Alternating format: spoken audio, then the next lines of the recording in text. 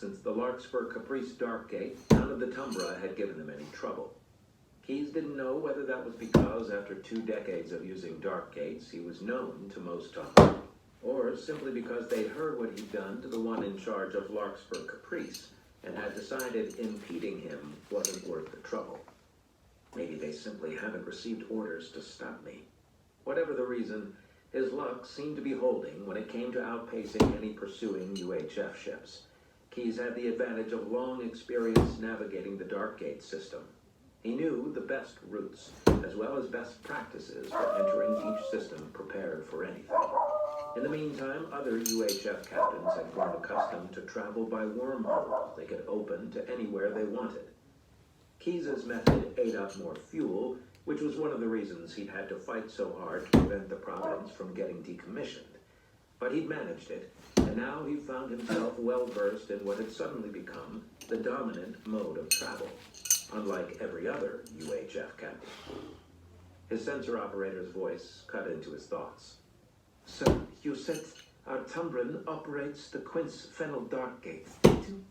"Correct," Keyes said. "His monitor ship appears to be under attack by Winger pirates." Keyes' insides felt suddenly cold as his gaze snapped to his console's tactical display. The thought that they'd come all this way at such risk just to watch Piper die, it didn't sit well with him. "How long till we reach Quince Fennel?" "A little over 4 hours at our current velocity." "Nav, start work on a course to cut down on that flight time and then send it over to helm. I want engines at full power." What are those wingers doing so far outside Pirate's Path? Was it only the instability brought by the war that had emboldened them, or had Spire's destruction instilled in them a reckless abandon?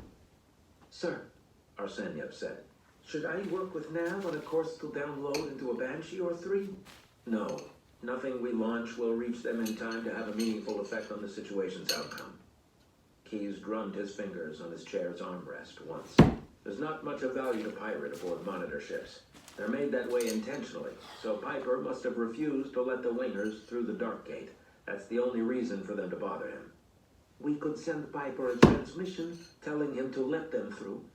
Keyes shook his head. "I doubt our input will change his decision. Piper already knew refusing the wingers could mean his life. He's decided to take a stand, for better or worse.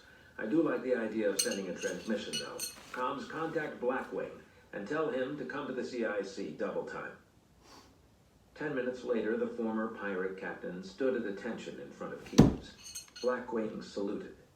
Despite his deference, his movements had an air of cockiness, still puffed up by his daring escape from the plummeting stealth ship. Hopefully that confidence would help him accomplish what Keyes wanted him to. "The wingers respect you," Keyes said.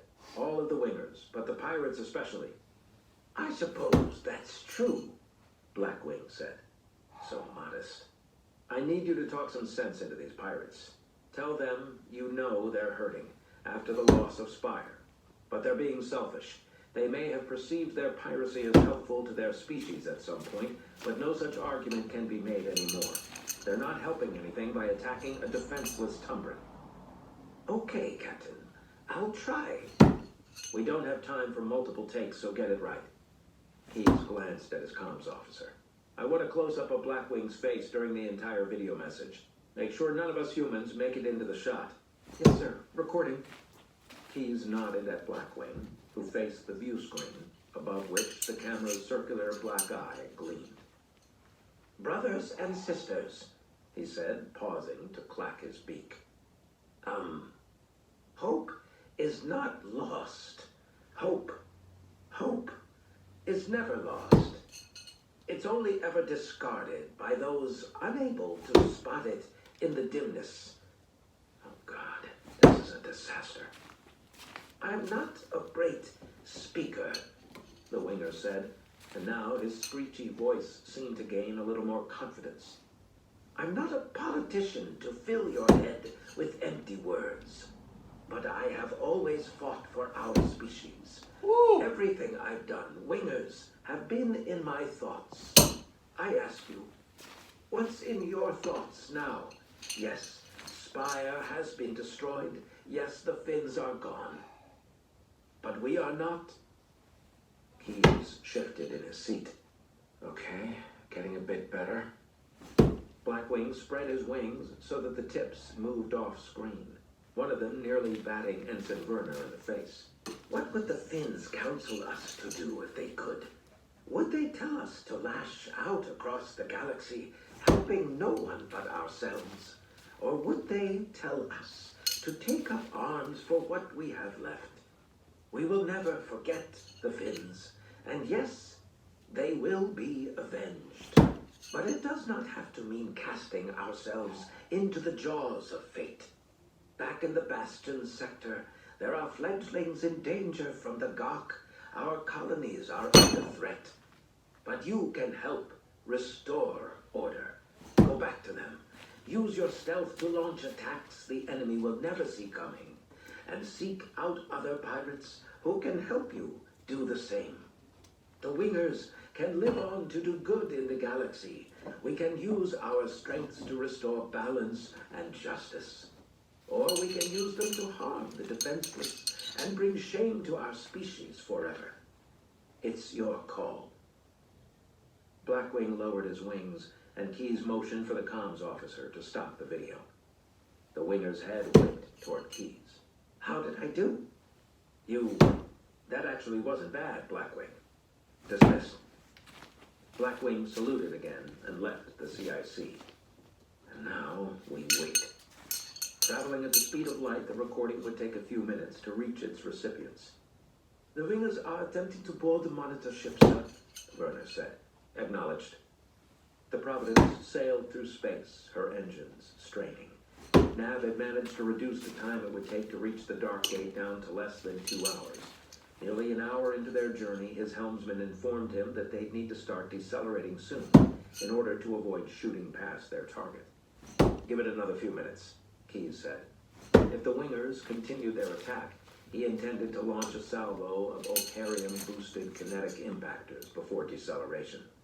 His sensor operator looked up from his console, wearing a wide grin. Sir, the Wingers are disengaging. Keyes released a breath he hadn't realized he'd been holding. Excellent. Thank you, Werner. Before long, they'd drawn near enough to send the Tumbran a real-time transmission request. Piper accepted, and he appeared on screen looking harried but uninjured. Captain Leonard Keyes. You remember my name? Yes. Do you recall mine? Piper. The Tumbran lowered his head slightly, his chin sack drooping. I'd like to invite you to my ship, Keyes said. Does that have anything to do with the condescending way you feel we Tumbra speak to you during transmissions? Keyes felt a smile make its way across his face. That takes me back. Sitting in Captain Warren Husher's CIC back then, hearing him say the words Piper had just spoken, everything had seemed so complicated and fraught at the time. But Keyes had had no idea what the future held in store for him. No, actually, he said. It's because after the beating your ship has taken, I'm doubting its ability to keep you alive for much longer. And because I'd like you to come with us. We need your help.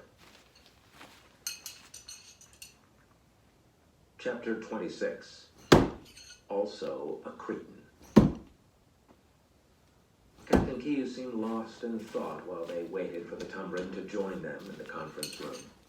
Glancing around the table, Husher realized that this was the first time they'd met him here since before he'd led a strike on one of Spire's orbital defense platforms and then plummeted to the surface in a poorly functioning Darkstream re-entry suit.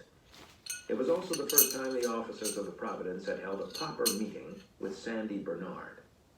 Somehow that didn't seem right. Pesky also sat at the table, along with Kane, Arseniev, and Laudano. Husher's attempts to catch Kane's eye had failed. She seemed to have returned to ignoring him, despite what they'd experienced together on Thessaly. Maybe because of it. At last, the Tumbran arrived, escorted by 2 Marines who closed the hatch to wait outside the conference room. Immediately, the alien's gaze fell on Husher. I recognize this one. You do, Keyes said, apparently having finished with his reverie. He bears characteristics similar to your old captain, Warren Husher. This is Lieutenant Vin Husher. Warren Husher is his father. Provided he's alive, Husher would have added. Is the son also a Cretan? The Tumbran said. Husher exchanged looks with Arseniev, who shrugged. Lieutenant Husher is an exemplary officer, Keyes said. It's been a great boon to have him serve on my ship.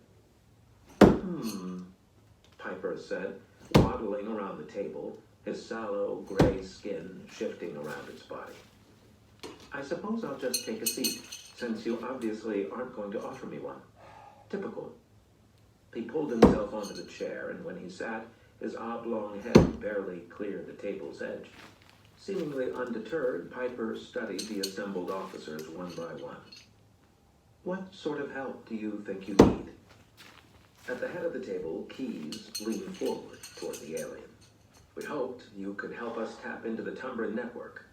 If we could access the sort of intelligence you gave us during the First Galactic War, we'd at least have some advance warning when the Issa decide to strike.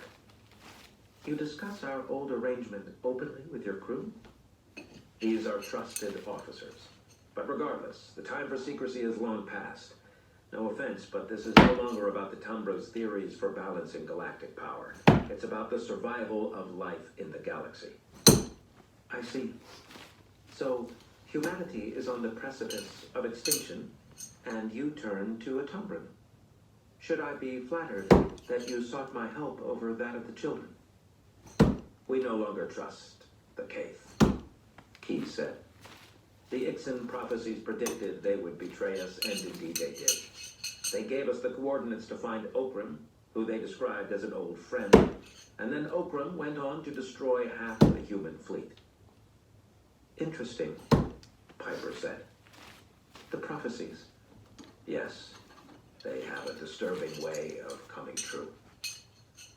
The Tumbran looked at Husher, at Fesky, and then back at Keyes.